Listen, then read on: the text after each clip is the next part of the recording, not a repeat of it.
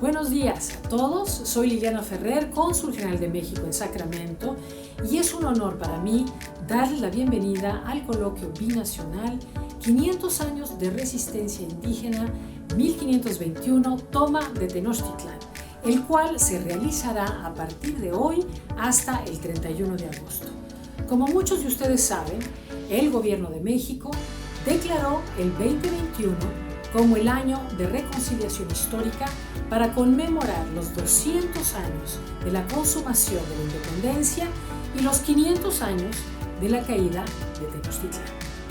Con este propósito, la Secretaría de Relaciones Exteriores, a través del Consulado General de México en Sacramento, durante el 2021 ha organizado una serie de conversatorios, simposios y exposiciones para resaltar distintos eventos de la historia de México y destacar su diversidad sociocultural.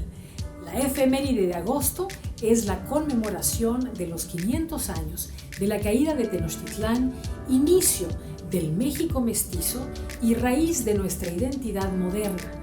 Para ello, hemos organizado un coloquio en el que se darán cita destacados académicos de instituciones mexicanas y estadounidenses, quienes desde perspectivas multidisciplinarias abordarán en conversatorios y charlas magistrales hitos de la historia de México, resaltando así la rica herencia de los periodos prehispánicos, colonial y del México independiente, que son fundacionales de la identidad, cultura y gastronomía mexicanas.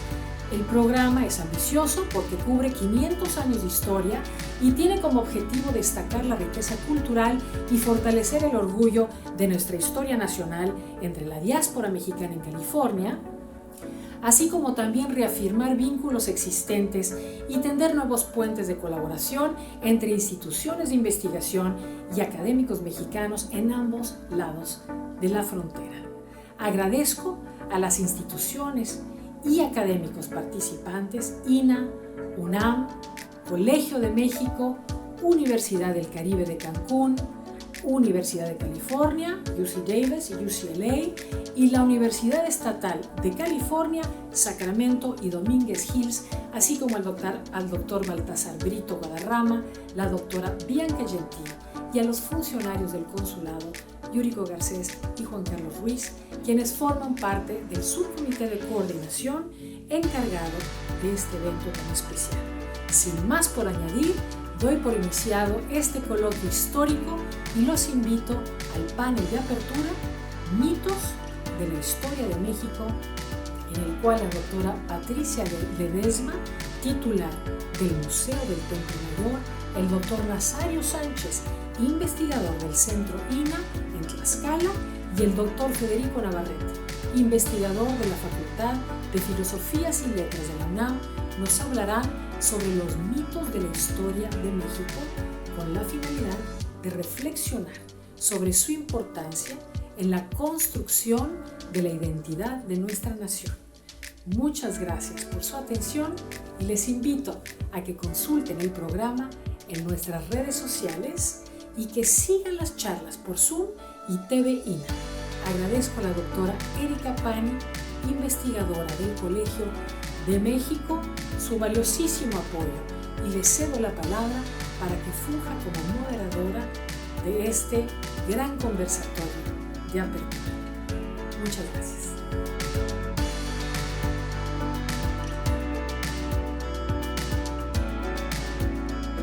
Muchas gracias a todos los que están escuchándonos por estar aquí. Muy buenas tardes. Muchas gracias a los colegas del consulado por habernos reunido, a la cónsul general Liliana Ferrer, y sobre todo muchas gracias a los tres colegas que van a conversar con nosotros esta tarde en torno a este tema tan interesante que es el de los mitos en la historia, ¿no? Parece casi un título, ¿no?, con dos términos contradictorios, pero creo que es una contradicción que nos dará cosas interesantes que decir.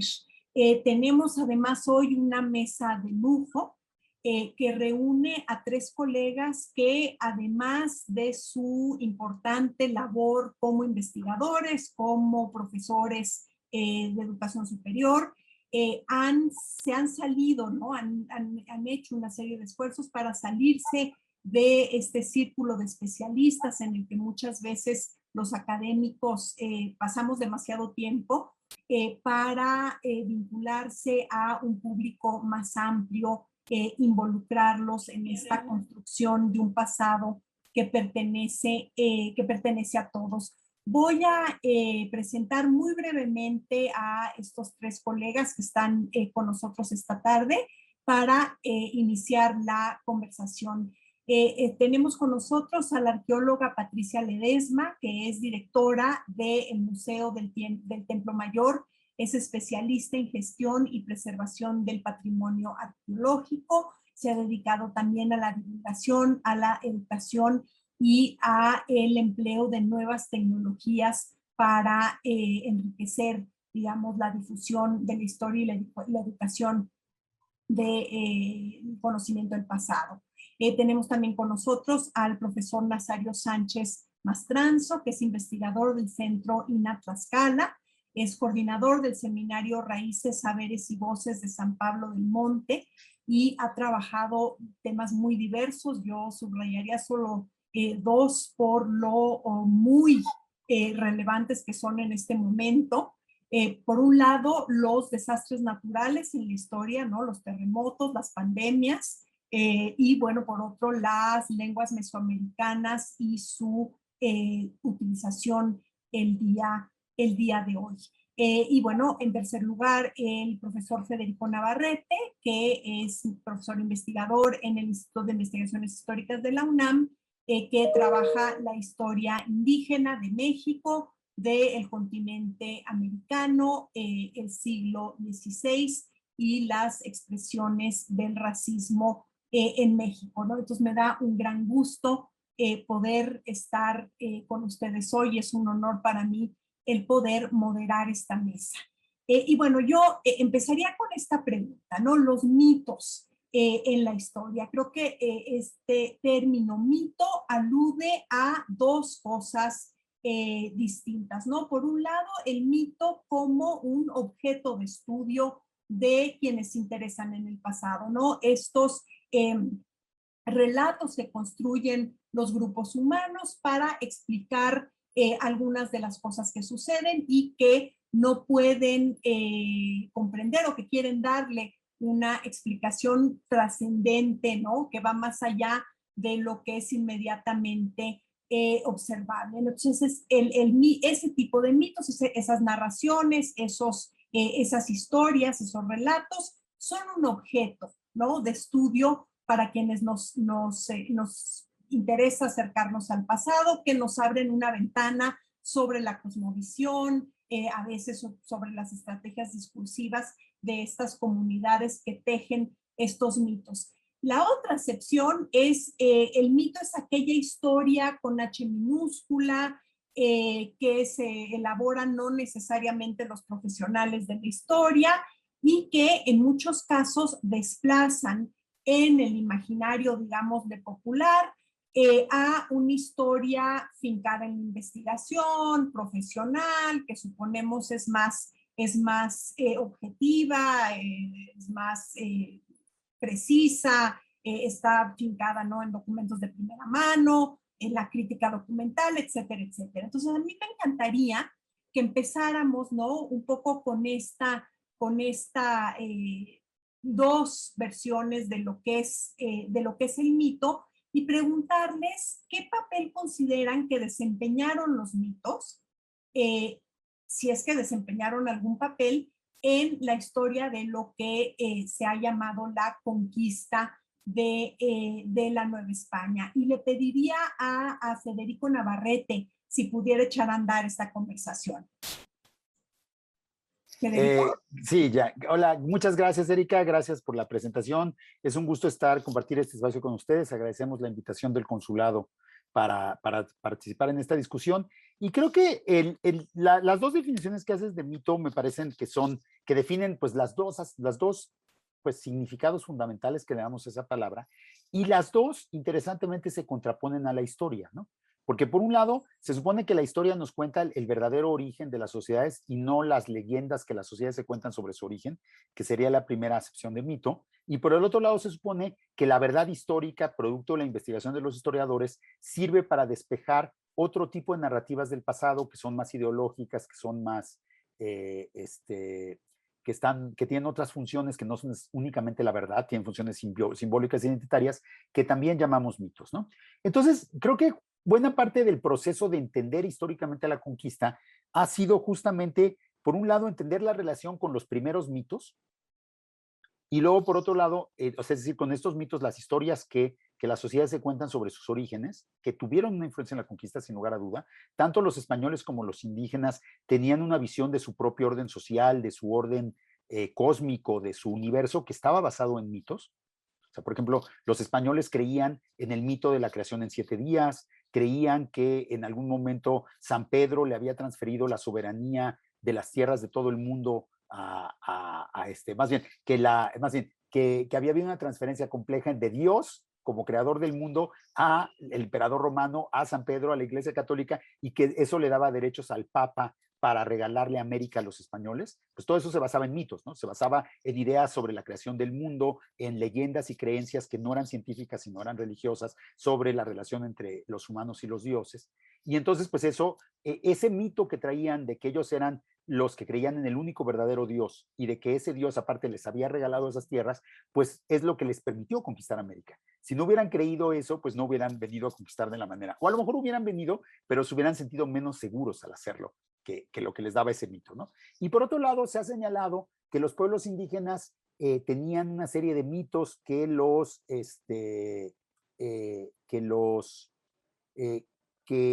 por medio de los cuales interpretaron a los españoles, ¿no? Por ejemplo, se dice que tenían este mito de que Quetzalcóatl, un antiguo dios o gobernante, bueno, dios y gobernante, las dos cosas al mismo tiempo, se había ido de su tierra y había prometido volver, y entonces supuestamente los españoles serían los que habían regresado, o sea, eran Quetzalcóatl que había regresado.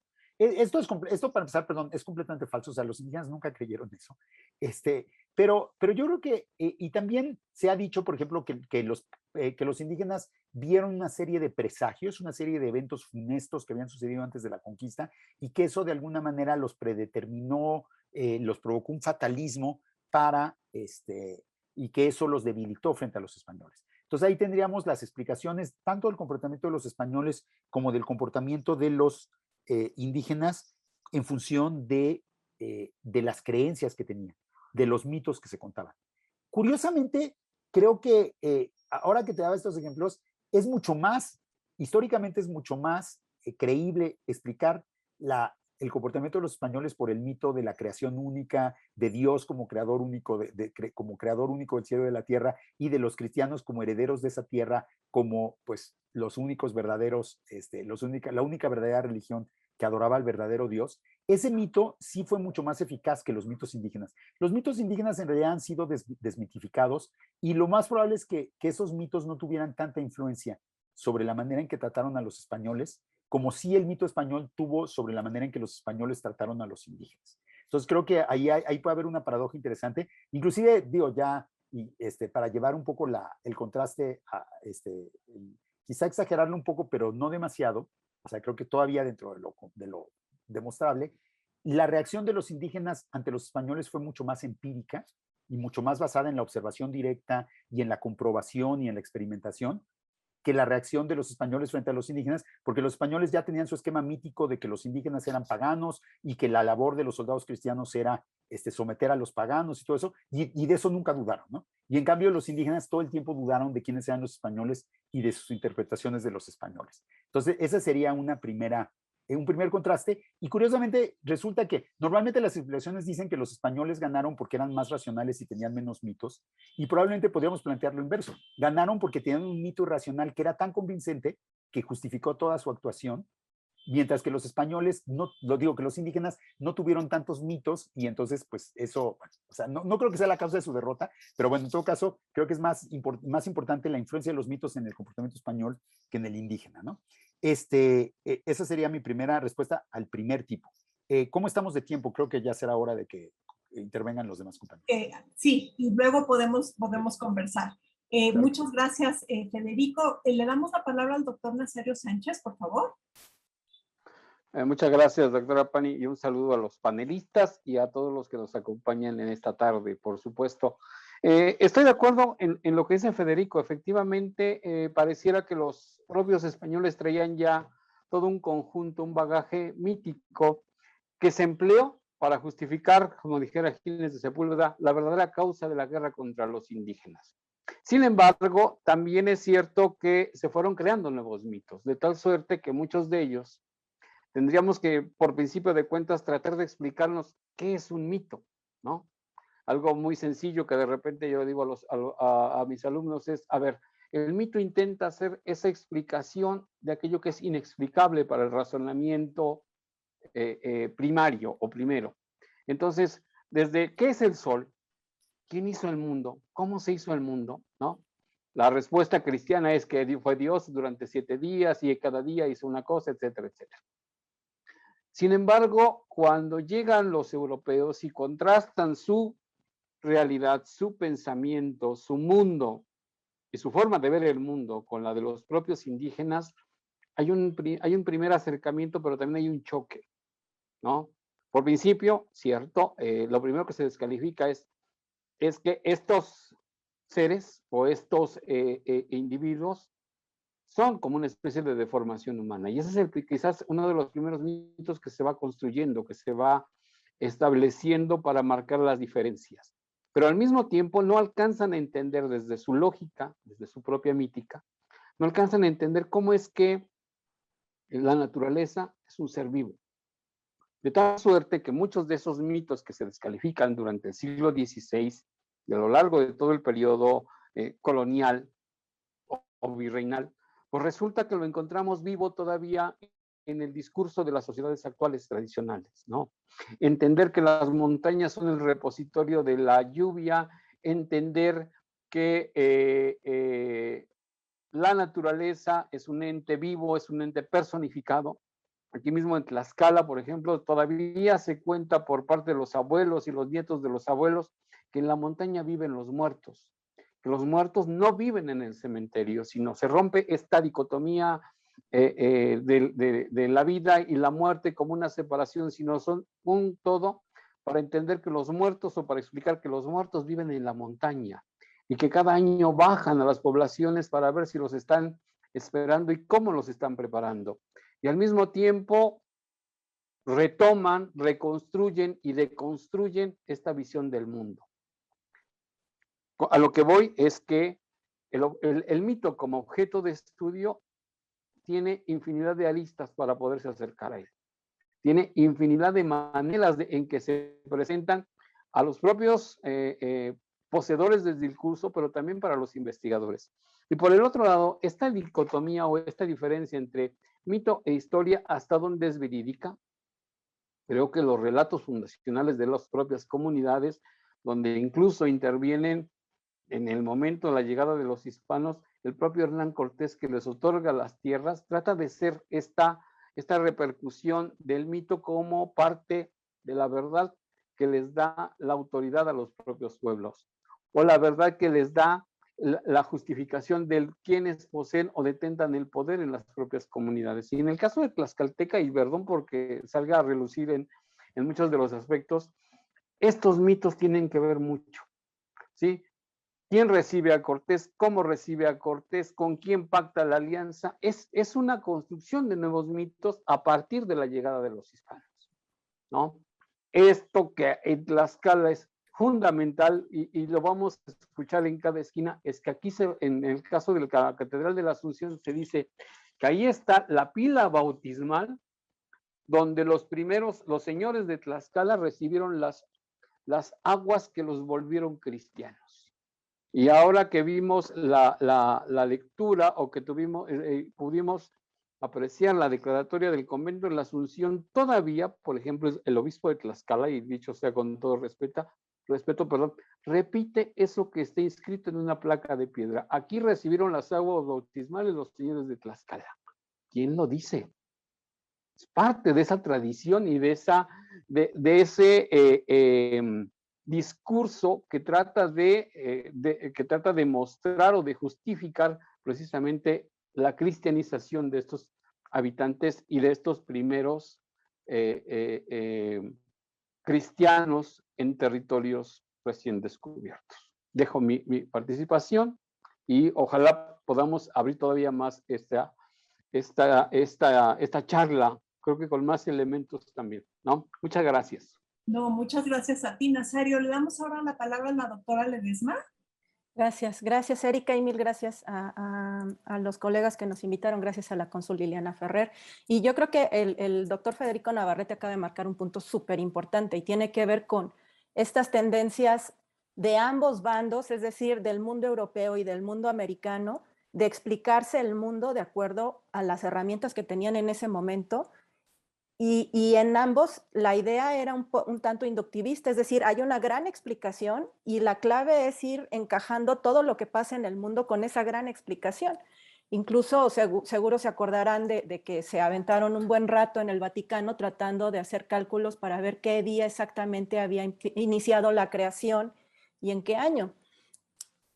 Entonces creo que eso es muy importante y acaba de señalar algo también muy interesante que tiene que ver con que los indígenas sí mostraron cierta plasticidad a la hora de explicarse a estos entes extraños que llegaron de pronto. Es como si ahorita a nosotros nos llegaran personas de otro planeta. Habría infinidad de maneras de reaccionar ante lo desconocido y de empezar a tomar decisiones que no se han tomado antes. Es decir, cuando estamos en una encrucijada y que tenemos que decidir si nos aliamos, si nos ponemos, si repelemos, si peleamos, y empezar a ver también lo que había estado pasando alrededor. Entonces, la postura indígena fue una postura de hacer prueba y error. Y eso se ve desde un principio, porque yo me acuerdo mucho de este mural que está en Tlatelolco de Cuauhtémoc contra el mito, donde está Moctezuma prácticamente orando, porque la idea o el argumento era ese, que fue tanta su devoción religiosa que no le permitió reaccionar a tiempo. Y yo creo que no, más bien es que el hombre estaba tratando de negociar, de ver cómo le hacía para quizá llevar agua a su molino, porque imagínense, la alianza entre Cortés y Moctezuma hubiera sido, pero hubiera arrasado, quién sabe qué hubiera pasado. Entonces, y a diferencia de los europeos que sí tenían muy claro, y ellos nunca se salieron, o sea, ellos nunca dijeron, ay, bueno, ¿qué tal si mi Dios no es el Dios real? A lo mejor Huitzilopochtli, no, o sea, ellos tenían muy claro, y esta idea de que ellos ganaron por racionales tampoco es cierta. La ciencia como tal apareció hasta finales del siglo XVI, no había estas herramientas de inducción, de hipótesis, de prueba, no existían en ese momento. Y eso también habría que empezarlo a reflexionar, qué tanto lo que ocurrió en América rompió muchas de los mitos de la cristiandad, y eso le permitió a gente como Giordano Bruno, como Galileo Galilei, empezar a proponer o aventarse a decir cosas públicamente que a lo mejor se decían de otra manera. Entonces, los mitos europeos de la creación del mundo y la explicación de qué somos los hombres, a qué vinimos, de nuevas tierras, acuérdense que se pensaba que la Tierra era plana, por ejemplo, pues empezaron a romper a partir de que se descubrió o apareció otro elemento que es un continente completamente nuevo, con personas completamente nuevas que creían otras cosas completamente diferentes a lo que estaban acostumbrados ellos a ver en Europa. Entonces yo creo que estos temas de las mentalidades son muy interesantes. A veces nos hablan más de lo que se explica independientemente si es real o no, porque hay que recordar que los mitos están muy ligados con la forma en la que nos contamos el pasado, los acontecimientos del pasado. La historia escrita aparece muy tardíamente y casi siempre lo que el ser humano ha echado mano para acordarse de lo que les pasó es a través de la historia oral. Y obviamente a todos nos ha pasado, y eso incluso ya está trabajado por la ciencia, pues nos acordamos de lo que nos importa más. Y a veces nuestros recuerdos son incluso modificados por nosotros mismos y de una manera inconsciente. Entonces ya no nos acordamos de la realidad como fue, nos acordamos de lo que nos conviene y de lo que nos fijamos de ese pasado. Entonces el tema de los mitos es muy bonito, muy interesante. A nosotros como antropólogos, arqueólogos, historiadores nos gusta un montón porque además habla en particular de la sociedad que se los está creando. Y eso yo creo que lo vamos a ver también más adelante, cómo este pasado de 1521 se va modificando y de pronto ya en siglos más adelante se van a acordar de ciertas cosas y de otras no. Y cómo le van a ir aderezando cosas, porque también pues finalmente el pasado se trata a veces de rellenar esas partes en blanco y el asunto es con qué las rellenamos. Pero yo creo que vamos a hablar de eso un poquito más adelante, seguro. Bueno, pues muchísimas gracias por esta primera intervención, ¿no? Esta coincidencia, digamos, en estos metarrelatos que, como dicen ustedes, se cuentan las sociedades a sí mismas o que legitiman lo que se hace en cierto momento y se convierte, digamos, en un nuevo metarrelato. Y estos dos grupos sociales tan profundamente distintos. Patricia habló de si llegaban los marcianos. Bueno, y si llegaran los marcianos, también tratarían de insertar este encuentro en un metarrelato, o eso es algo que no hacemos de manera particular los humanos, independientemente de lo distintos que seamos. No sé si quisieran añadir algo más, o yo lo que me interesaría mucho es preguntarles a ustedes cómo ven de estas historias que nos gusta contarnos a nosotros mismos, y uso el nosotros de manera quizás algo tramposa, de esas historias que nos gusta contarnos a nosotros mismos, de las que hemos hecho sobre este proceso llamado la conquista. ¿Cuáles consideran ustedes han sido especialmente nocivas en el sentido de que han oscurecido, que han entorpecido, que han simplificado nuestra comprensión de este proceso histórico, que es un proceso, digamos, central en la formación, digamos, del mundo en que vivimos? Y ahora le pediría perdón a Nazario, si pudiera abrir la conversación.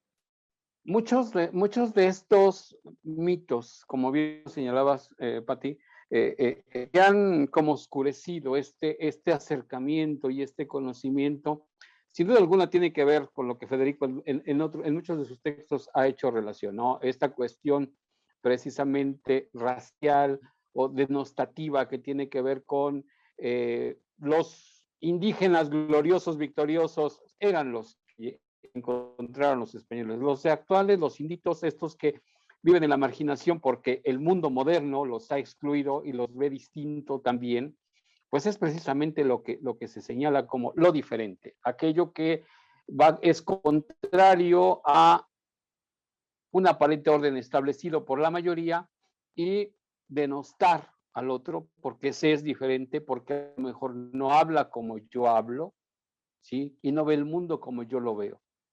Y entonces, este aspecto denostativo, este aspecto de mirarlos diferentes, de verlos feo, de verlos como que lastiman la realidad del mundo en que vivimos, pues es lo que nos va haciendo daño. Y esto también lo vamos viendo y lo hemos ido viviendo desde de la misma manera en que nos enseñan a ver el pasado en las escuelas. ¿Cómo se cuenta historia y cómo se asumen los mitos en los espacios educativos? ¿Realmente está mal? A mí me parece que es una suma de prejuicios también de quienes escriben los libros, quienes hacen los libros de texto, y que muchas veces lo más fácil es decir, hay buenos y hay malos en esta construcción del mundo de la realidad. Y en esa construcción del mundo de la realidad, o de la realidad del mundo, perdón, ¿quiénes establecen qué valores o quiénes establecen cuál es la verdad que se tiene que seguir? Seguimos cayendo solamente en situaciones totalmente verticales que no aportan nada, a veces nada nuevo a los educandos, o en este caso a los chicos que están aprendiendo, se están acercando por primera vez a la historia. Y si hacemos una revisión de los libros de texto gratuito desde la década de los 70s y los 80s, que es de donde yo puedo hablar, desde mi experiencia también como educando, se siguen repitiendo estas cuestiones, ¿sí? Y estos espacios de discusión y estos espacios de intercambio académico donde aportamos nuevos elementos, donde aportamos nuevos datos, pareciera que se quedan solamente entre la neblina de los intelectuales o de los académicos. Y muchos de ellos no alcanzan a bajar verdaderamente a quienes va dirigida nuestra investigación o lo que estamos haciendo de manera cotidiana como académicos. Entonces, pareciera que hay como dos discursos, ¿no? Dos discursos que tratan de enlazarse, pero que en algún momento no alcanzan tampoco a poderse establecer en un espacio más allá de estas mesas de discusión. Ahí dejo mi intervención, Pati. Muchas gracias. Muchas gracias, Nazario. Patricia. Y no solo que no aportan, o sea, esta visión reduccionista del pasado que a veces les digo a mis alumnos de historia que es como contar, queremos una historia rápida, de respuestas fáciles, de encontrar respuestas de tipo maratón. ¿Por qué cayeron los mexicas? Pues porque eran supersticiosos y los otros no. Y ya con eso nos quedamos. Y yo creo que quizá ese es un reto que tenemos nosotros, demostrar que somos bien complejos los seres humanos, que no siempre seguimos el lado más racional de las cosas y que a veces tomamos decisiones que involucran un montón de factores que no necesariamente tienen que ver con nuestro bienestar como humanidad. Y no solo este tipo de visiones un tanto monolíticas y también y heredadas del positivismo del siglo XIX, que tiene que ver con un evolucionismo donde vamos cada vez mejor, ¿no? Esa es como la garantía del tiempo. Cuando yo les pregunto a mis alumnos de historia, ¿de verdad vamos mejor? O sea, ¿en serio vivimos mejor que como vivían los cazadores recolectores antes del sedentarismo? Y yo les puedo responder que no necesariamente, ¿eh? La evidencia arqueológica que hemos encontrado en los restos humanos de los cazadores recolectores es que no tenían el estrés físico marcado en los huesos es menor que el de los sedentarios. ¿Por qué decidimos volvernos sedentarios si éramos tan felices siendo nómadas? No lo sabemos. Pero son cosas que a veces preferimos no acordarnos y pensar que el día de mañana es garantía de que vamos a ser mejores personas cuando pues no necesariamente eso. Y eso hace que de pronto no veamos, aunque tengamos la información ahí enfrente. Entonces, por ejemplo, Matthew Restal ahorita en este libro nuevo que sacó sobre los famosos 7 mitos de la conquista, habla de algo que es bien importante y hasta suena obvio, ¿no? Mientras los españoles no tenían nada que perder, o los europeos, porque era su vida y ya la que estaba en juego. Los mexicas tenían que cuidarse a ellos y a su familia. Entonces, a la hora que está el asedio, tenían que estar con muchos ojos al gato y muchos al garabato, porque tenían que estar cuidando a las mujeres, a los niños. Es decir, no es la misma atención la que le pones a un juego donde estás tú concentrado y solamente está en juego tu persona, a estar pensando también que tu esposa está allá atrás y entonces tienes que proteger y tienes que ver bla, bla, bla. Y eso es algo pues hasta obvio, ¿no? Pero a veces sí es necesario que lo marquemos para que se vea. Y eso es algo que tiene que ver con lo bonito y lo complejo que somos los seres humanos. A veces por más que lo tengamos enfrente no lo vemos. Muchas gracias, Patricia. Federico. Bueno, creo que realmente me parece que los ejemplos que han dado mis compañeros de mesa han sido muy interesantes. Y yo diría que sí, en efecto, creo que una o sea, yo diría que así, que es muy fácil que construyamos historias edificantes con el pasado, porque pues nos hacen sentir bien y sobre todo, bueno, desde la historia oficial, pues básicamente los gobiernos siempre van a buscar construir una historia oficial para justificar justamente que son los gobiernos que deben existir y que son los gobiernos legítimos. Y bueno, esa es la tarea de los gobiernos. O sea, no le podemos decir a un gobierno que no haga una historia oficial porque el simple hecho de que el gobierno hable de historia, pues la va a convertir en historia oficial. Obviamente los historiadores académicos, los que nos dedicamos a esto profesionalmente, pues tenemos otras funciones, ¿no? Tenemos que ser más críticos, tenemos que presentar versiones que no sirvan para legitimar al poder, sino que sirvan para cuestionarlo. En ese sentido, yo creo que la arqueología mexicana tiene una gran deuda porque tiene una larga historia de relaciones íntimas con el poder que debería examinar y no estaría mal que en México se planteara la idea de hacer una arqueología que por fin ya no esté al servicio del Estado, pero bueno, pues eso es un pendiente del gremio de los arqueólogos. la historia desde hace mucho que ya es una historia crítica del Estado y de los discursos oficiales identitarios, que creo que en muchos aspectos. Y por otro lado, yo señalaría que ya para hablar concretamente de estos mitos o de estas visiones simplificadas de la conquista, yo diría que una de las, a mí el que me parece más grave es la idea de que fueron los españoles los que conquistaron México, así de sencillo.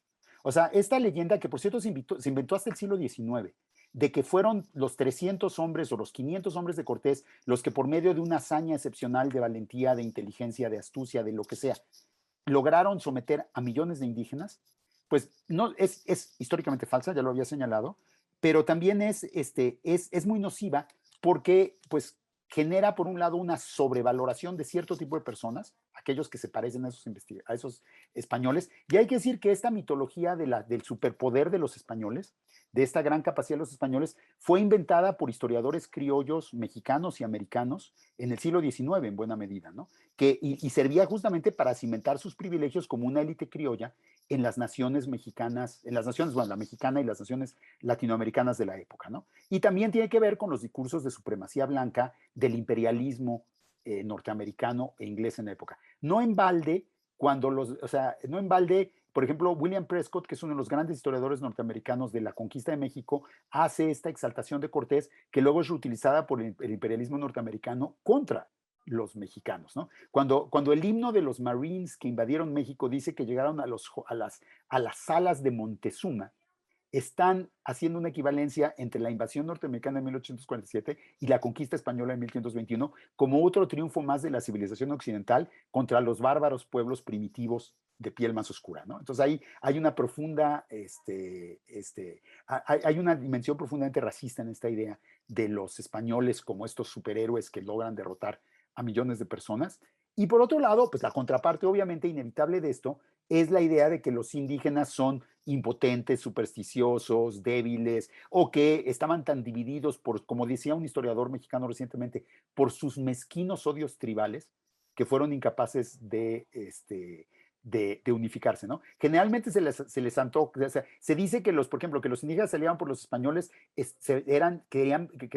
se aliaban con los españoles contra los mexicas, eran impulsados por un deseo de venganza, que odiaban a los españoles, que eran, o sea, siempre se construye un vocabulario de emociones y de emociones bajas, o sea, de bajas pasiones, que explicaría el comportamiento indígena como un comportamiento no racional, ¿no? Como un comportamiento, pues, llevado por las bajas pasiones. Y no es casual que esta explicación de la conquista como resultado de estas bajas pasiones indígenas o estas deficiencias indígenas haya sido elaborada en el siglo XIX cuando había muchas rebeliones indígenas en México. Y justamente una de las maneras en que se le quitaba legitimidad a estas rebeliones indígenas, por ejemplo, la rebelión maya de 1847 o a la rebelión de la Sierra Gorda del mismo año, era decir que eran guerras de castas en que los indígenas que odiaban a los españoles querían vengarse de la conquista, ¿no? Entonces, otra vez, lo que sucede es que se construye este mito de los indígenas vengadores y llevados por sus bajas pasiones para desacreditarlos tanto en el siglo XVI como en el siglo XIX como en el siglo XX. Es decir, para decir que no son actores políticos racionales en ningún momento, ni en el momento de la conquista, ni bajo el México liberal, ni bajo el México independiente, ¿no? Entonces creo que esos dos mitos serían para mí muy nocivos porque están vinculados con concepciones racistas, ¿no? Por un lado de la supremacía blanca, que es lo que está detrás de la idea de este Cortés superhéroe, no es casual que sean los grupos racistas y fascistas de España como Vox los que ahora defiendan más y reivindiquen más la figura de Cortés, ¿no? Porque, o sea, Cortés se ha convertido en un ícono de la supremacía blanca en muchos sentidos, ¿no? En este discurso global, ¿no? Como el primer colonizador blanco, el gran héroe de la conquista, que es como un antecedente de los colonialistas de como Cecil Rhodes en África, o como, y así, de estos personajes coloniales del siglo XIX. Y por el otro lado, la idea de la inferioridad indígena, ¿no? Y creo que lamentablemente esa jerarquía racial, que es inexistente, pero que sigue siendo un parte de la visión de muchas personas, se afinca en esta visión de la conquista, ¿no? Y por eso la idea de que desde hace 500 años, cuando esta gente que dice ya superen la conquista es, pues ya asuman que los indios son inferiores y que los españoles son superiores, ¿no? O sea, esta impaciencia con la gente que no quiere discutir la conquista es porque no quieren que se cuestionen justamente todos estos prejuicios racistas que sustentan un orden racista en el México contemporáneo. Muchas gracias, Federico. No sé si alguno de los otros dos panelistas quisiera añadir algo.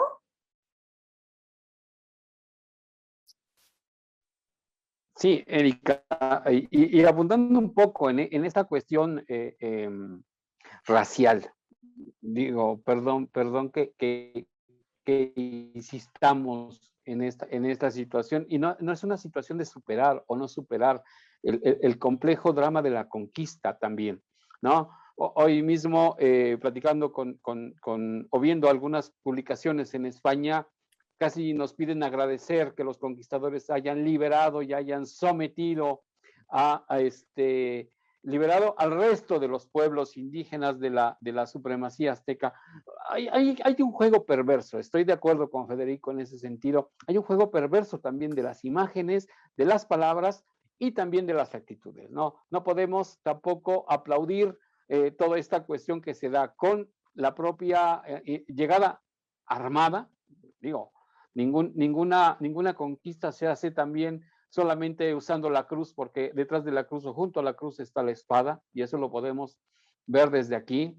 Entonces, hay una situación que sin duda alguna no podemos dejar de lado.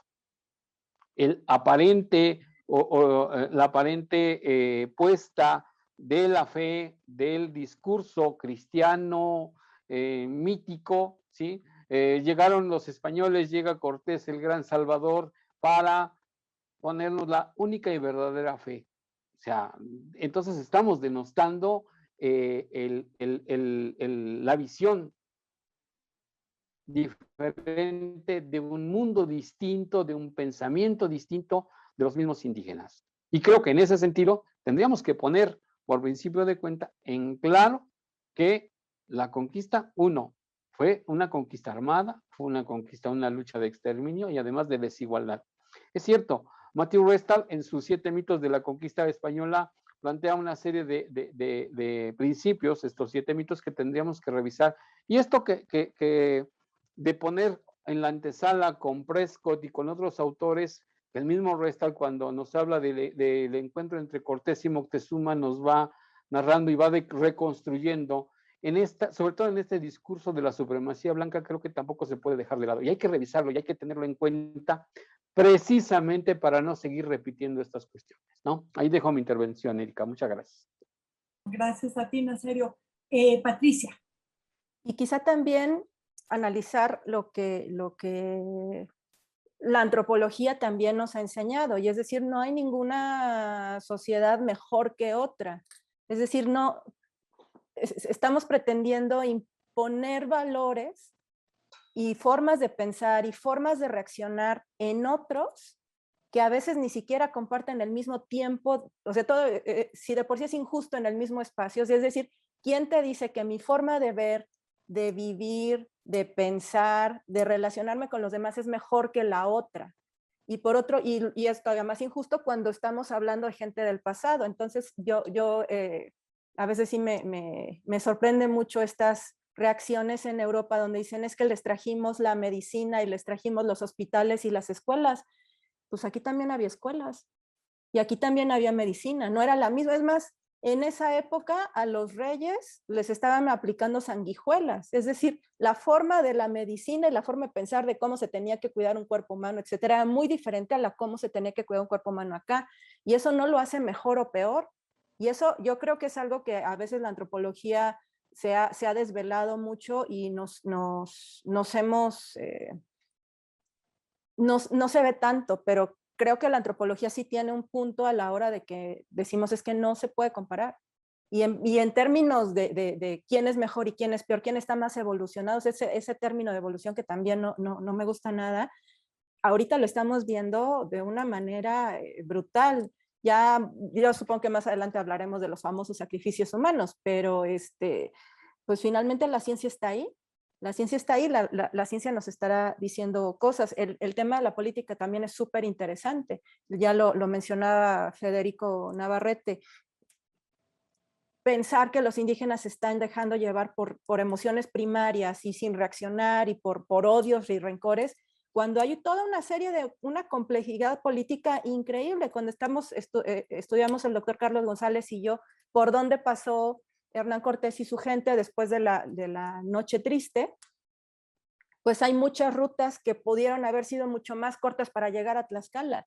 Pero el asunto que empezamos a ver es que todos los puntos donde pernoctó Cortés, o la mayoría de ellos, eran lugares de filiación otomí, y tiene que ver con un complejo mosaico multicultural donde, por supuesto, y que también, ¿por qué los mexicas no fueron y los persiguieron? Pues porque era romper linderos políticos. Y eso hasta lo vemos ahora en la Ciudad de México. Si tienes un percance en el Estado de México, no le puedes llamar a una patrulla del Distrito Federal o de la Ciudad de México. Es decir, hay una serie de límites políticos que a veces no vemos, porque es muy fácil pensar y eso es algo que el doctor Guillermo Olivier me decía mucho, el gran error es pensar que todos los indígenas caben en una sola bolsa. Y cuando yo hablo de indígenas, los meto todos ahí, cuando había un montón de diferencias y era una complejidad política, social, económica bien grande. Muchísimas gracias. Creo que nos muestran un escenario muchísimo más complejo, en donde además hay toda una serie de problemas que tienen unos actores que no tienen los otros, y este tema, creo, del racismo que es central cuando pensamos que el entender el pasado debe de ayudarnos a vivir un mejor presente, y si no queremos reconocer estos legados, pues entonces esa enseñanza se pierde. Yo entonces les pediría que reflexionaran para concluir esta mesa que ha sido tan interesante. Es cómo tendríamos que contar esta historia. Además, conscientes de que, como decía Nazario, pues hay estos niveles distintos, ¿no? No es lo mismo lo que se va a enseñar en las escuelas de educación básica que lo que discutimos los académicos, pero digo, creo que lo que discutimos los académicos está muy bien, pero se queda en este círculo cerrado, y hay un espacio enorme en donde la historia importa y no está, digamos, siendo debatida, siendo construida de la manera quizás más productiva. Entonces, ¿cómo hay que contar esta historia? Yo creo que habría varias maneras de contar, pero ¿ustedes cómo creen que habría que contar esta historia?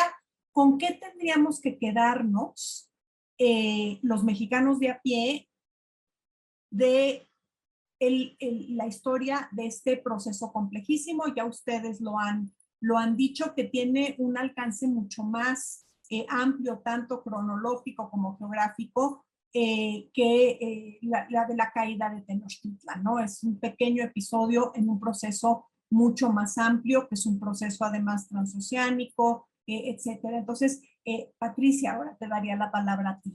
Hoy me tocó la más difícil. Yo creo que hay como dos puntos. Uno, pues sí, a veces el pasado no nos gusta y nos es súper incómodo. Y yo como arqueóloga se los puedo decir, la arqueología a veces es bien incómoda porque nos muestra cosas que nuestra visión del mundo, nuestra visión personal, pues choca. Entonces, pero ahí está, y también como científicos pues tenemos esa responsabilidad de decir las cosas como son. También de ser un poco más flexibles. Finalmente, lo que ocurre en los historiadores del siglo XIX, del siglo XX, tienen unas herramientas que ahorita ya no. Por ejemplo, en la arqueología, la forma en la que trabajan los arqueólogos de hoy, si yo se lo platicara a los arqueólogos de 1950, pensarían que les estoy diciendo una mentira, porque ya está tan avanzado la tecnología que ahorita podemos descubrir cosas, y a lo mejor en 40 años vamos a poder encontrar cosas que ahorita suenan sumamente certeras y obvias, y en 40 años van a decir, no, pero por supuesto, eso no existía. Y son como estas propuestas que tenemos.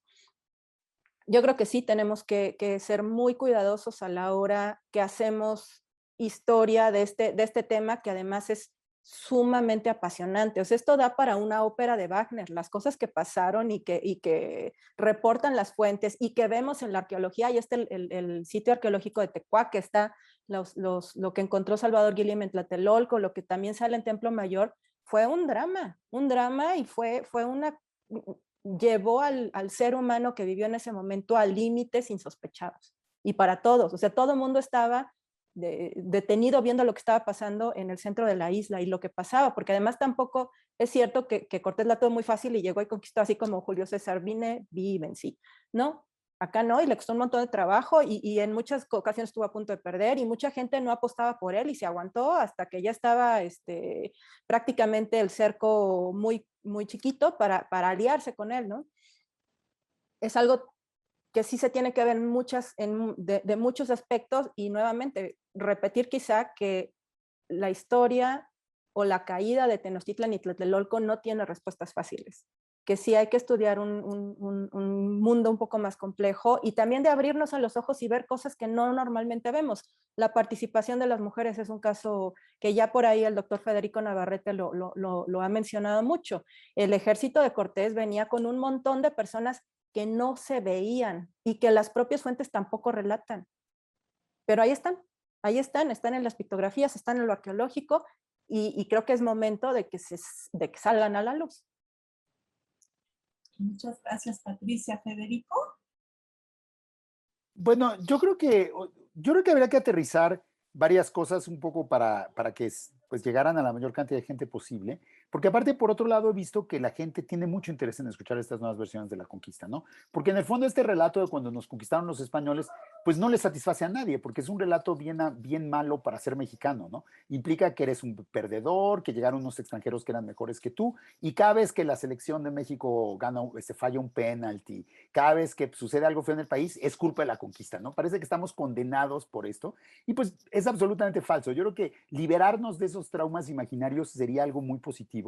Entonces creo que por ahí debería ser el enfoque, ¿no? A mi juicio, el plantear que los indígenas conquistadores fueron con los españoles, junto con los españoles, al lado de los españoles, adelante de los españoles y atrás de los españoles, es decir, alrededor de los españoles, los creadores de un nuevo orden que luego se convirtió en el orden colonial, pero que no necesariamente, o sea, eso no es lo que querían los indígenas conquistadores. Eso es un proceso diferente, entonces hay que separar una cosa, pero que fueron los constructores de la Nueva España, por así decirlo. Es importante porque también nos permite establecer paralelos para explicar que también los indígenas fueron partícipes fundamentales en la Revolución de Independencia, en la sucesión de guerras de la primera mitad del siglo XIX, que fueron fundamentales en el proceso de las llamadas guerras de reforma y que también jugaron papeles claves en la Revolución Mexicana y lo siguen jugando hasta la fecha. Entonces creo que una de las primeras lecciones sería la conquista. No hubo una conquista de todos los indígenas, esa nunca sucedió, o ese fue un proceso muy gradual, pero no fue en 1519. No todos los indígenas eran vencidos en 1519 y no es el fin del mundo indígena en 1519. O sea, esa distinción fundamental de eso que llamamos historia de México, entre historia prehispánica y luego periodo colonial, periodo virreinal, o como lo queramos llamar, creo que se tiene que cuestionar profundamente. Y también la distinción entre periodo colonial y periodo independiente. Y eso sí le va a doler, no le va a gustar nada a los políticos, porque en muchos términos, sinceramente, el régimen mexicano es sucesor del régimen colonial, en términos históricos, y sobre todo es sucesor de las políticas colonialistas del régimen colonial.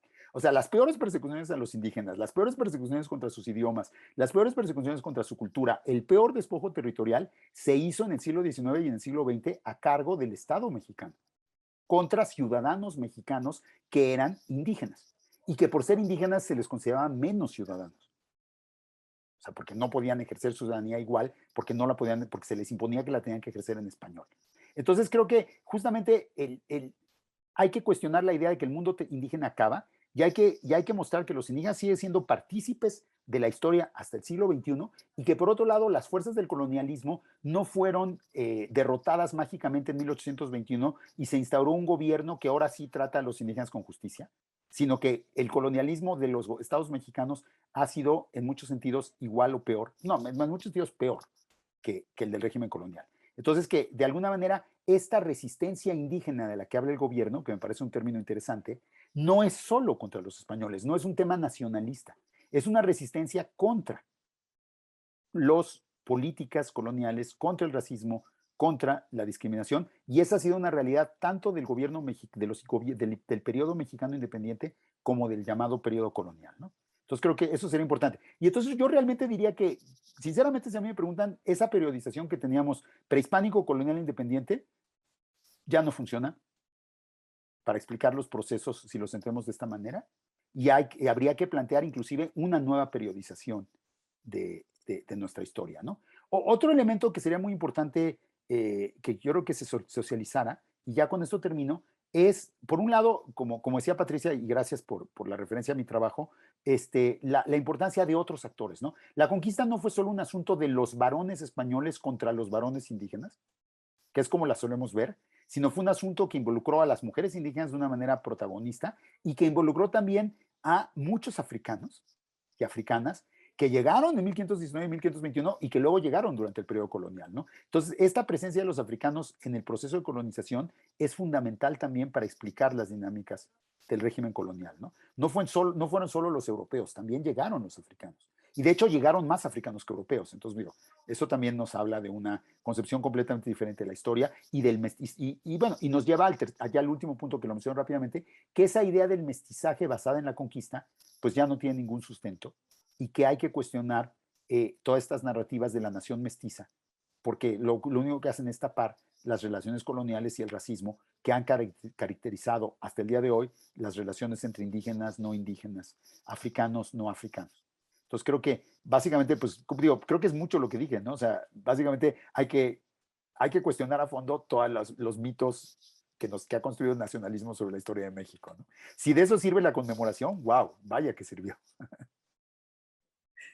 Muchas gracias, Federico. Nazario. Sí, gracias, Erika. La verdad, estoy de acuerdo con mis colegas, pero también agregar esta cuestión de que tiene que cambiar nuestra visión de lo que llamamos México, porque todavía persiste este aspecto de la traición o de quienes traicionan, o que si se alían, la alianza es sinónimo de traición. O sea, esto ya no abona tampoco a la búsqueda, uno, de la identidad, porque como bien lo han señalado, no éramos un solo pueblo indígena, todos en general. Había muchos pueblos y había muchas identidades. Y hoy podemos decir claramente que esta búsqueda del principio, pues también tenía sus propias visiones particulares. ¿Quiénes fueron los beneficiados de la conquista? Yo creo que esa sería otra pregunta también que tendríamos que buscar respuesta. Y es cierto, toda conmemoración tiene que arrojarnos algo nuevo. Es como el resurgir, es como el replantearnos, como el abrirle espacio a esas preguntas incómodas de quiénes somos realmente o de qué somos y de quiénes somos descendientes. Estoy de acuerdo en que si esta conmemoración no nos ayuda a buscarnos o a encontrar esos puntos de incidencia, pues de nada habrá servido y seguiremos repitiendo lo mismo, quiénes fueron los aliados, quiénes fueron los traidores, etcétera, etcétera. Entonces, a mí me parece también que otro de los pendientes que tenemos como pueblo, como país y sobre todo como grupos sociales en esto que llamamos hoy México, es reconocer los excesos que se cometieron, reconocer aquello que evidentemente en aras de una construcción, entre comillas, identitaria, después de la independencia, después de la revolución, pues a los indígenas se les siguió viendo menos. Y todavía en el siglo XXI se les sigue viendo menos.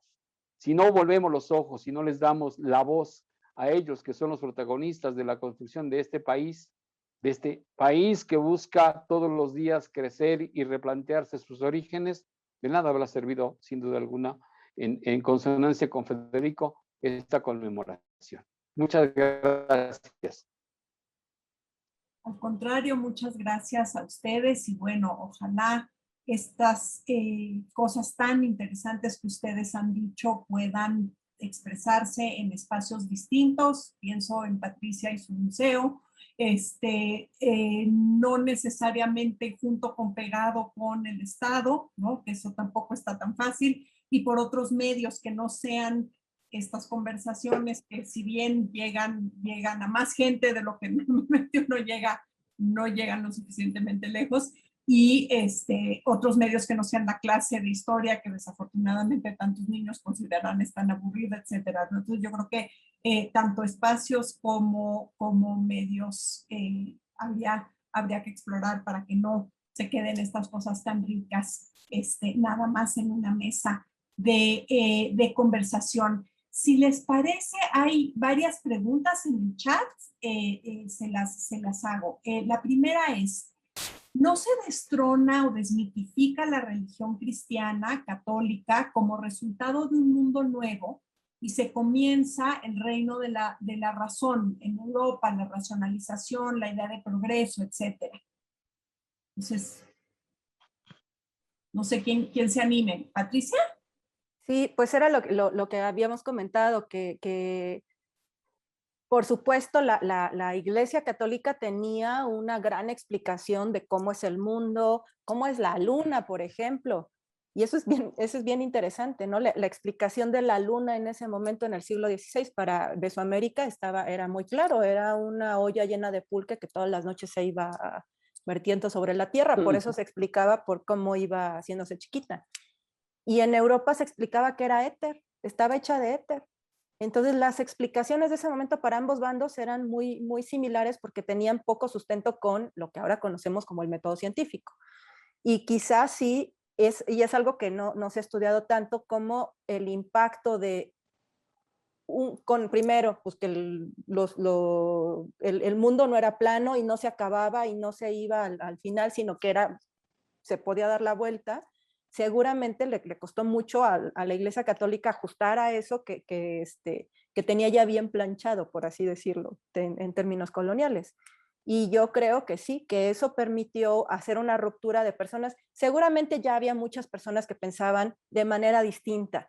Y por supuesto la influencia de otros pensamientos, el árabe, el hindú, el chino, que estaban ahí presentes, pero de manera soterrada empezaron a surgir a partir de finales del siglo XV, inicios del XVI, y o sea, las famosas propuestas de Lutero. Es decir, hay una revolución en Europa que también sí es probable que se haya causado a partir de que de pronto se rompe el gran mito. Muchas gracias. ¿Alguien más quisiera añadir? Nazario. Sin duda alguna, la Iglesia yo creo que es la primera que se enfrenta a muchos cuestionamientos sobre lo que viene enseñando. Hay que recordar que los españoles, el cristianismo de los españoles, es una suma también de algo que tendríamos que marcarlo como un mestizaje después de 500 años de conquista por parte de los musulmanes. Es decir, no traen consigo todas las verdades de la fe ni todas las respuestas que los mismos indígenas les tuvieron que haber planteado. Hablo de los frailes y hablo también de los propios conquistadores. Entonces, su cristianismo ya no es un cristianismo puro, y hay que recordar que a España le toca hacer prácticamente la contrarreforma.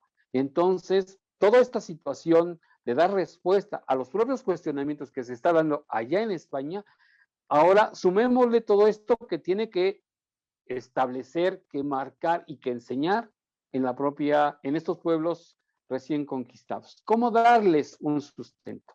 Y por eso muchas de estas obras que se van a volver mitos, volvemos al punto, ¿no? Y hablo del caso concreto del bautizo de los señores de Tlaxcala, por ejemplo, o del señor de Texcoco, cómo se van a inscribir dentro de esta cuestión salvífica y dentro de este beneplácito de la Santísima Trinidad. Por supuesto que es un cuestionamiento a la propia Iglesia, y por supuesto que es un cuestionamiento a todo aquello que ya está o se creía que estaba dado de por sí, porque Dios creó al mundo en 7 días y porque somos, sí, la creación de la misma Santísima Trinidad. Es más, se comienza ahora a interpelar ese postulado de la Santísima Trinidad.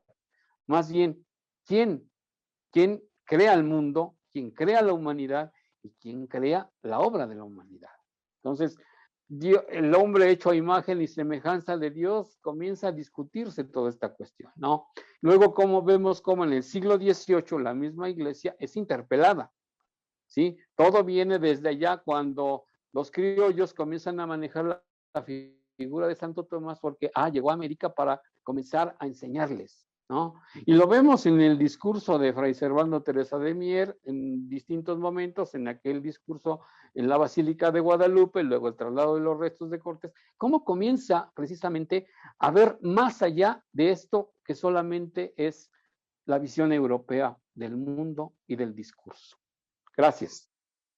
Gracias, Nazario. Tu comentario enlaza bien con la pregunta que sigue, que es qué papel, si es que jugó alguno, el mito guadalupano como enlace entre cosmovisiones tan encontradas. El mito guadalupano, pues es que no solamente es el mito guadalupano, yo creo que todas estas mariofonías, estas expresiones o discursos también fundacionales a partir del hallazgo o de la presencia de los seres divinos tienen que ver con esta cuestión, ¿no? Digo, básicamente ante tu pregunta de el discurso guadalupano responde, más bien se acomoda, ¿no? Y más bien es una estrategia, ¿sí? Digo, podríamos abundar y podríamos pasarnos toda la tarde, noche, hablando sobre el papel que juega el discurso guadalupano, pero también no podemos dejar de lado todas las demás expresiones, ¿no? La aparición de la Virgen de los Remedios, la aparición Ocotlán aquí mismo en Tlaxcala y en otros lugares, donde pareciera que es, sí, el beneplácito, volvemos al punto, de la Santísima Trinidad por cristianizar estos bárbaros insurrectos, una tribu perdida de Israel, los llamaron también, ¿no? Entonces, ¿cómo es que se manifiestan? Y el discurso que se viene es que son los pobres que maneja el Evangelio. ¿Cuáles pobres? ¿Quiénes son realmente los pobres, no? Entonces, en ese sentido, estas expresiones que la Iglesia va utilizando para justificar la evangelización, para justificar el discurso, me parece que fueron demasiado amañadas para continuar en el discurso y para justificar que ustedes son los pobres, los pobres del Evangelio, en donde se manifiesta precisamente el milagro. El milagro es que han sobrevivido, más bien el milagro es que ha sobrevivido todo este discurso a lo largo de más de 500 años. Gracias, Silvia. No, muchas gracias. Una última pregunta es, contrario a lo que sucedió en otras latitudes, Cortés y su gente dieron cabida al mestizaje. ¿No tiene que ver esto con una cierta admiración de por lo menos algunos aspectos de la cultura prehispánica? No sé quién. Bueno, yo señalaría que la idea, o sea, el mestizaje es un concepto muy complejo que tiene muchas vertientes y que creo que es un término tan cuestionable como conquista mismo, ¿no? Porque se le ha dado una dimensión histórica que no tiene y no sé qué. Esta idea de que los españoles fueron los que le dieron cabida al mestizaje es una idea que se suele repetir justo por muchas personas que de alguna manera quieren, pues buscan defender el dominio colonial español y sobre todo contrastarlo con los ingleses y otros pueblos que supuestamente no dieron cabida al mestizaje. Y sin embargo hay que entender que eso que llamamos mestizaje no fue una concesión generosa de los españoles. O sea, si tenemos en cuenta que desde que llegaron a Mesoamérica, bueno, desde antes de llegar a Mesoamérica, los españoles venían rodeados y venían acompañados por un gran número de mujeres indígenas que básicamente les daban todo tipo de servicios domésticos, sexuales y personales, y que fueron la clave de su supervivencia en el Nuevo Mundo. Entonces había que preguntar quién le dio la entrada al mestizaje. ¿Fueron los españoles los que dieron o fueron las mujeres indígenas las que al relacionarse con los españoles permitieron que los españoles pudieran vivir en América y pudieran reproducirse y sobrevivir en América? Entonces, o sea, ¿cómo decirlo? El mestizaje no es un acto de generosidad del patriarca español que decide mezclarse con las mujeres indígenas, sino fue una necesidad de supervivencia de unos cuantos hombres que estaban perdidos en un mundo diferente y que sin el apoyo de las mujeres indígenas no hubieran podido sobrevivir simplemente, ¿no? O sea, es claro que sin el apoyo de las mujeres indígenas, los españoles no solo no hubieran conquistado México, sino se hubieran muerto de hambre en mayo de 1519 cuando se les acabaron sus alimentos y no podían producir más, ¿no? Entonces, no es que fueran generosos, es que sobrevivieron. Y por otro lado, creo que eso nos debería llevar también a cuestionar lo que entendemos por mestizaje. Generalmente el mestizaje se entiende como una relación entre un hombre español poderoso y una mujer indígena subordinada, que históricamente fue cierto en una etapa, pero que no necesariamente es cierto. El mestizaje más importante que hubo en América, en México, bueno, en México sobre todo, en la Nueva España, no fue entre hombres españoles y mujeres indígenas. Fue entre personas de origen africano y personas de origen indígena. O sea, el verdadero, si hubo una mezcla de razas en el periodo colonial, no fue entre blancos e indígenas, fue más bien entre africanos e indígenas, porque el mestizaje era lo que le permitía a los africanos escapar de la esclavitud. En general, los grupos blancos en América, lo que han hecho a lo largo de 500 años es encontrar mecanismos para defender y mantener su blancura. Es decir, pues por ejemplo, los cuadros de castas se tratan de cómo, ok, puede ser que te mezcles, pero el chiste es cómo puedes volver a ser español otra vez, ¿no? Y el ciclo es muy fácil, ¿no? O sea, si un hijo español e india tiene un hijo mestizo, si ese mestizo o esa mestiza se casa con un castizo, con un español, perdón, su hijo es castizo, y si ese castizo a su vez se casa con otro español o otra española, su hijo vuelve a ser español 100%. Entonces, más bien, el valor que le ha importado a las élites coloniales en el durante el periodo colonial, fue más bien mantenerse separadas del resto de la población, no mezclarse con ellas, porque finalmente el ser criollo, el pertenecer a la casta de origen español, les garantizaba tener acceso a los puestos más altos del gobierno, tener acceso a las principales fuentes de riqueza, poder ser sacerdotes, que era algo que estaba vedado a los otros grupos, y una serie de privilegios, ¿no? Y lo mismo valdría para el siglo XIX en el siglo XX. Las élites mexicanas siguen siendo élites blancas o mayoritariamente blancas 200 años después de la conquista, porque justamente no se han mezclado.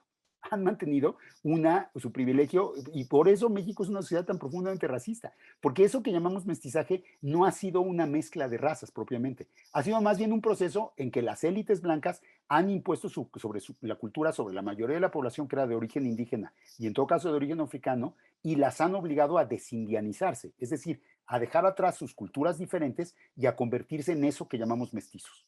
Entonces, realmente, esta idea creo que una de las cosas que hay que cuestionar es esta idea de que el mestizaje se origina en la conquista. Ni Cortés es el padre de México, ni Malintzin es nuestra madre, ni Martín Cortés es el primer mexicano mestizo. Martín Cortés, por cierto, se fue a vivir a España y se convirtió en español 100%. Y entonces, o sea, realmente la idea de una cultura mestiza no surge sino hasta el siglo XIX, y en el fondo es una cultura occidental, nacionalista, que se quiere diferenciar de la cultura española y por eso se llama mestiza, pero que en el fondo habla español, es católica, es occidental, es modernizante, es decir, no tiene nada de indígena. Lo que llamamos cultura mestiza, en realidad, pues de indígena solo tiene el folclore, digamos, pero no tiene realmente contenidos importantes de las culturas indígenas. Entonces creo que justamente una de las cosas que tenemos que hacer es cuestionar esos mitos, como el mito del mestizaje, como la construcción de una nación que en realidad ni es mestiza, ni el mestizaje fue un proceso que se ha iniciado en el siglo XVI, ni a resultas de la conquista. Muchas gracias, Federico. No sé si Nazario o Patricia quisieran decir algo. Bueno, pues entonces a mí no me queda más que agradecerles esta tan rica conversación que tuvimos esta tarde y que hayan podido compartir con nosotros todas estas muy provocadoras reflexiones. Muchas gracias al Consulado General de México en Sacramento y bueno, pues muchas gracias a todos los que nos acompañaron.